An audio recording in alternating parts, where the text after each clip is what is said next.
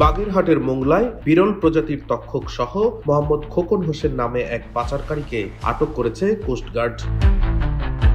শনিবার রাতে কোস্টগার্ডের মিডিয়া কর্মকর্তা lieutenant commander BN. Mohammad Muntasir Ibne Mohsin আটকের বিষয়টি নিশ্চিত করেন। Lieutenant commander BN. Mohammad Muntasir Ibne Mohsin জানান, শনিবার দুপুরে গোপন সংবাদের ভিত্তিতে কোস্টগার্ড বেস মোংলার একটি টিম মোংলা বাস স্ট্যান্ড সংলগ্ন এলাকায় একটি বিশেষ অভিযান পরিচালনা করে। এ সময় পাচারকারী খোকনের জিম্মায় থাকা বিরল প্রজাতির একটি তক্ষক সহ তাকে আটক করা হয়। তিনি জানান, সুন্দরবনের প্রাকৃতিক সম্পদ ও জীববৈচিত্র্য রক্ষা এবং বন্যপ্রাণী পাচার রোধে কোস্টগার্ড ভবিষ্যতে এ ধরনের অভিযান অব্যাহত রাখবে। জব্দকৃত তক্ষক ও আটককৃত ব্যক্তির পরবর্তী আইনানুগ ব্যবস্থা গ্রহণের কার্যক্রম প্রক্রিয়াধীন রয়েছে বলেও জানান তিনি।